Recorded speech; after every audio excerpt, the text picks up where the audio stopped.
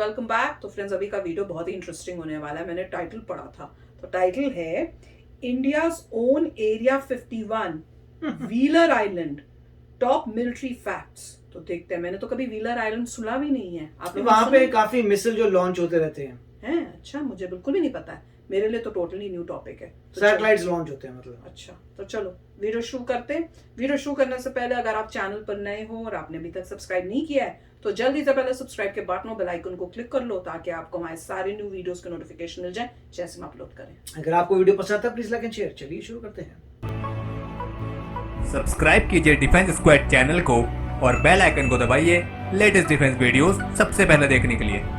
Hello defence lovers, top military facts के एक और फ्रेश एपिसोड में आपका स्वागत है। हमारी इस नई सीरीज के पहले एपिसोड में हमें आप सभी का एक बहुत ही बेहतरीन रिस्पांस देखने को मिला था, तो इसलिए आज हम आपके सामने कुछ और नए इंटरेस्टिंग फैक्ट्स लेकर हाजिर हैं। So without wasting time, let's begin.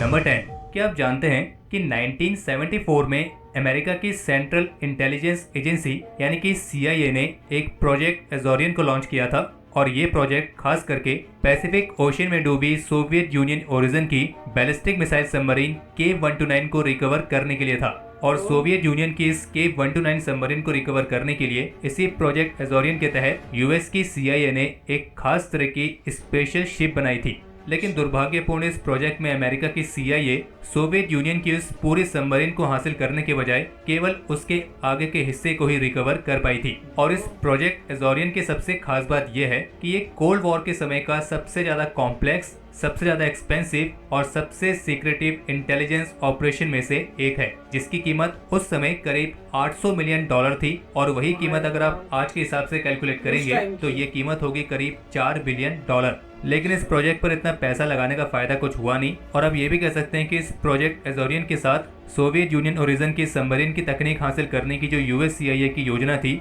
वो पैसिफिक ओशन के पानी में बह गई, यानी कि दिल के अरमा पानियों में बह गए। नंबर 9, क्या आप जानते हैं कि साइज और कैपेबिलिटीज के मामले में जो यूएस नेवल एयरफोर्स और जो मरीन कोर है ये मिलकर दुनिया की सेकंड लार्जेस्ट एयरफोर्स में आती है। अब आप ये गैस करिए कि जब यूएस नेवल एयरफोर्स और उनकी मरीन कोर मिलकर दुनिया की सेकंड लार्जेस्ट एयरफोर्स है तो फिर पहले नंबर पर कौन है? अगर आपने गैस कर लिया हो तो हम भी आपको इसका आंसर बता दें कि पहले नंबर पर है यूएस एयरफोर्स। तो अब ऐसे में सोचिए, नंबर 8 की तरफ बढ़िए।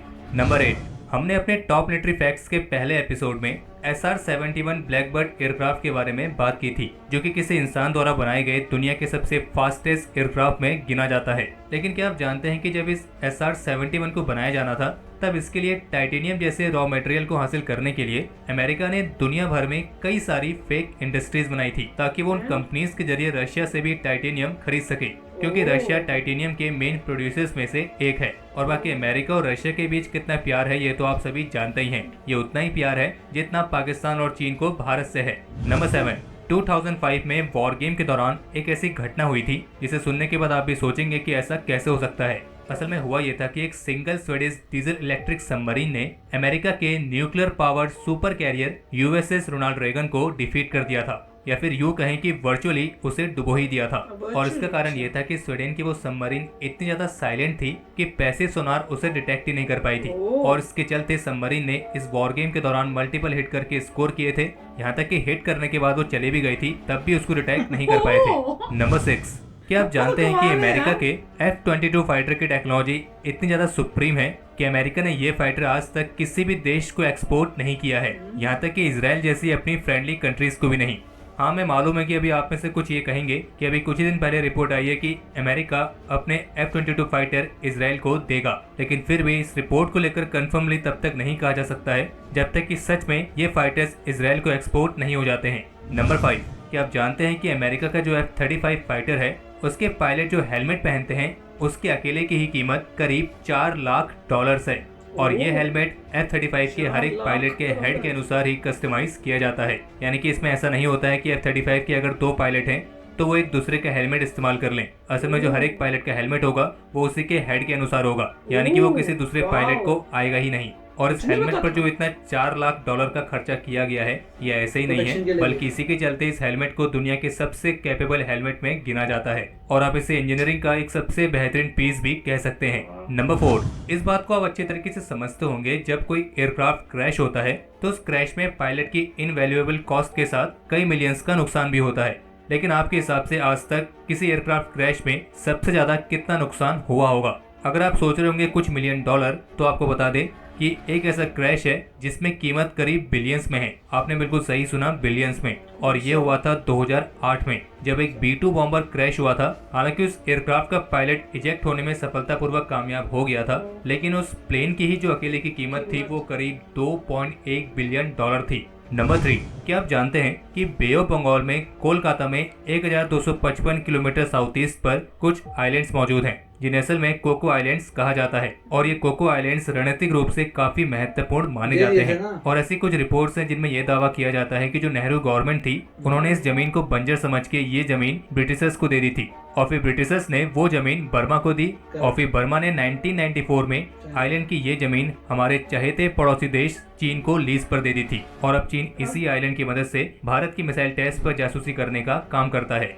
और ये जो आइलैंड्स हैं ये अंडमान निकोबार के बेहद ही करीबी हैं, और इसलिए कह सकते हैं कि जिन आइलैंड्स को बंजर जमीन समझ के ऐसे ही दे दिया गया था, असल में वो रणनीतिक रूप से काफी महत्वपूर्ण थे और उनकी जो कीमत थी वो बिलियंस में थी। इतनी नंबर 2, गलतियां की क्या आप हैं जानते हैं यार। कि अमेरिकन एयरफोर्स ने एक बार जॉर्जिया कोस्ट के शैलो वाटर्स में करीब 7600 पाउंड के न्यूक्लियर बॉम्ब को खो दिया था। जी हाँ, आपने बिल्कुल सही सुना, खो दिया था। किसने? हालांकि अच्छी रशिया बात ने? यह है कि न्यूक्लियर एक्सप्लोजन के लिए जो एक रशिया ने? महत्वपूर्ण प्लूटोनियम कैप्सूल की जरूरत होती है वो इस बॉम्ब में नहीं था, लेकिन फिर भी इसमें रेडियो एक्टिव यूरेनियम और करीब 400 पाउंड के TNT का एक्सप्लोजिव पावर तो जरूर था।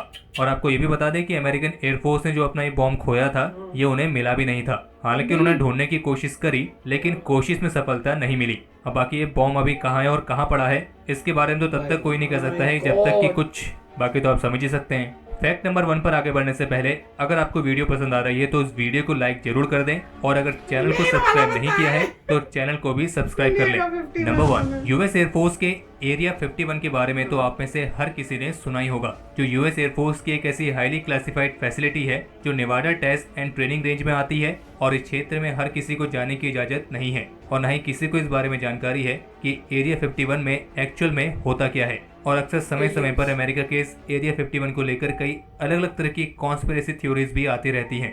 कोई कहता है कि अमेरिका यहाँ पर अपने सबसे घातक हथियारों को टेस्ट करता है, कोई कहता है कि अमेरिका यहाँ पे एलियन टेक्नोलॉजी पर काम कर रहा है, कोई तो ये भी कहता है कि यहाँ पर अमेरिका ने एलियन पकड़ के रखे हुए हैं और उन पर अमेरिका टेस्ट करता है। खैर, इस तरह की बातें कई सारी हैं, लेकिन क्या आप जानते हैं कि भारत में भी एक इसी तरह का एरिया 51 मौजूद है, जिसके बारे में सुना तो सबने है, लेकिन एक्चुअल में वहाँ होता क्या है इसके बारे में बहुत ही कम लोगों को जानकारी है। और भारत का जो वो एरिया 51 है उसे हम doctor APJ Abdul Kalam island के नाम से जानते हैं, जिसे पहले व्हीलर आइलैंड भी कहा जाता था। अब अगर आप ये सोच रहे हैं कि भारत का एरिया 51 कैसे हुआ, तो आपको ये बता दें कि आप ये तो जानते होंगे कि यहाँ पर स्ट्रेटेजिक फोर्सेस कमांड मौजूद हैं और यहाँ पर अलग अलग तरह की मिसाइल टेस्ट होते रहते हैं, लेकिन आप ये नहीं जानते होंगे कि ये जो doctor APJ Abdul Kalam island वाली फैसिलिटी है ये केवल मिसाइल टेस्टिंग के लिए नहीं बनी है, बल्कि यहाँ पर और भी कई सारी चीजें होती हैं, और इसके अंदर वास्तव में क्या होता है ये अभी तक अननोन है, और इसके बारे में बेहद ही कम लोगों को जानकारी होगी।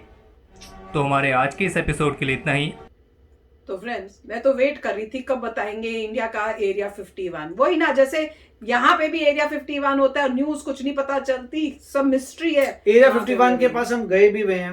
हाँ, मुझे याद है। पूरी आपको नजर आएगा बंजर भूमि, दूर इतनी दूर तक। गर्मी, जलता जबरदस्त गर्मी, आपको नीचे से कुछ भी नहीं। भाप निकलती हुई नजर आ रही है, और एक रोड जा रही है, सीधी रोड जा रही है, इधर देखो कोई नहीं, उधर देखो कोई नहीं। और वार्निंग्स कितनी थी, डर लग रहा था वहां से निकलते। हाँ, यहाँ पे यहाँ नहीं जाना, वहां नहीं जाना, ये वो हुआ तो शूट कर दे। और आप रोड पे जा रहे हो और आधे घंटे तक एक भी व्हीकल को उधर से नहीं आ रहा, कोई नहीं, सुनसान, अकेले जा रहे हैं, अकेले जा रहे हैं, अकेले जा रहे हैं। और उसके बाद दूर से दिखा आते हुए शांति, लेके कोई तो आ रहा है, कोई आ रहा है, कोई वो भी क्या होगा, उसको शांति मिलेगी, कोई तो था। था। आधे घंटे आप चल रहे हो, और वो मेरे ख्याल से जब हम क्रॉस करे थे 1 घंटा लगा होगा, 1 घंटा उस पैच से, और उसमें आधे घंटे तक कोई व्हीकल नहीं, फिर वहां से एक व्हीकल आया, तब लगा कि और ठीक बहुत है। जबरदस्त गर्मी थी। और ऑफ कोर्स उन्होंने एरिया बना रखा है, वो रोड पे जा सकते हो आप, मगर आप टर्न करके एरिया 51 में नहीं जा सकते, तो काफी गर्मा एरिया, काफी अच्छा। और यहाँ पे जो है एक और जो पॉइंट था, अभी यूएसए के जो कांग्रेस है उसमें एक हियरिंग हुई थी यूएफओ के ऊपर, तो उसमें वो पूछ रही थी गवर्नमेंट की वाकई यूएफओ है या नहीं है। तो डिफेंस के लोग आए थे और वो अपने प्रेजेंटेशन दिखाए थे, उसमें से एक उन्होंने लीक करके दिखाया था जनता को कि एक यूएफओ की वो बंदा बैठा हुआ है और एयरप्लेन में जा रहा है और सडनली वहां से जुक करके कोई चीज जाती है और वो फिर कहते हैं कि हमें पता नहीं ये जो जुक करके चीज गई ये क्या चीज है, ये पत्थर तो है नहीं, काफी बड़ा एक गोले की तरह है और जितनी हमारी स्पीड है उससे मैसिव फास्ट है। देखिए एयरप्लेन बहुत तेज से जा रहा है और आपके सामने से जुक जा रही, तो कह रहे हैं हम इतनी तेज जा रहे हैं, ऊपर से ऐसे करके जाए। फिर उन्होंने कैमरे में स्लो मोशन किया, तो स्लो मोशन में भी वो मतलब सबसे स्लो मोशन किया कि भाई ये बिल्कुल रुका हुआ है, तब भी वो यूं गया जुक। और वो कह रहे हैं कि हमें पता नहीं क्या चीज है। उसके बाद देखा वेखा तो काफी मतलब ऐसी बातें हो रही हैं जिसमें है कि क्यों वीडियोस भी तो आई नहीं है जो वहां यहाँ पे एरिया 51 में काम करते थे, कई ऐसी वीडियो रिकॉर्डिंग्स हैं कि मेरी जान को खतरा है पर वहां पे ये कई एक था कि मेरे वो बीमार हो गए, क्योंकि एलियंस के साथ इंटरेक्शन में कोई बॉडी के अंदर कोई बीमारी हो गई, अजीब सी मिस्टीरियस बीमारी, और गलती से कुछ लीक हो गए थे वीडियोस। एयरफोर्स का बंदा था फाइटर वाला, वो लीक हो गया था, वो जा रहा था, उसे एक दिखा टारगेट, उसने बोला ये क्या चीज है, मैं उसको उस पर लॉक किया, उसने लॉक करा तो वो सीधा पानी के अंदर चला गया, झुक, तो उन्होंने कहा पानी के अंदर चला गया। फिर थोड़ी देर बाद देखा पानी से निकला सीधा वर्टिकल गया। तो मतलब वो कह रहा है तो ऐसी टेक्नोलॉजी है, हमारे बस की बात ही नहीं है। ये भी किसी ने बता रहे थे, कुछ दिखा था, मैंने कहा मैं तो थी नहीं गाड़ी में, हम लोग तो घर में थे, मैं और ऋषि। तो ये जब कोलोराडो मुझे भी दिखा था एक बार। हाँ, मैंने कहा कुछ और होगा, मैं तो मानी नहीं, मैंने कहा कुछ और होगा या सपना देखा होगा, पर कोई पता नहीं, कुछ नहीं पता, हो सकता है असलियत में ही देखा, हू नोज। पर इट वाज इंटरेस्टिंग, सोचने को मजबूर करता है। पर इसमें उन्होंने इंडिया वाले में ये नहीं बताया कि भाई इंडिया के अंदर भी कोई एलियन का कुछ हो रहा होगा रिसर्च की, नहीं क्या कुछ मिले एलियंस या कुछ, वो भी मुझे पता करना है। अगर है तो फिर मजा आ जाए, फिर तो कंफर्मेशन हो जाएगी कि वाकई एलियंस का है। मुझे तो मेन एलियंस का है। आप टेस्टिंग टूस्टिंग जो कर रहे हो अपने वेपन्स की, what is okay, but main aliens का पता चले किसी तरह। तो चलो फ्रेंड्स, आप भी शेयर करना आपको क्या लगता है। चलते हैं, मिलेंगे नेक्स्ट वीडियो में बहुत ही जल्द। Till then take care and bye bye. तो अगर आप मेरे इस चैनल पे नए हो तो जल्दी से सब्सक्राइब के बटन को हिट करो और बेल आइकन को क्लिक करो, ताकि आपको मेरा जब नया वीडियो मैं लगाऊं आपको उसके बारे में जल्दी से पता चल जाए।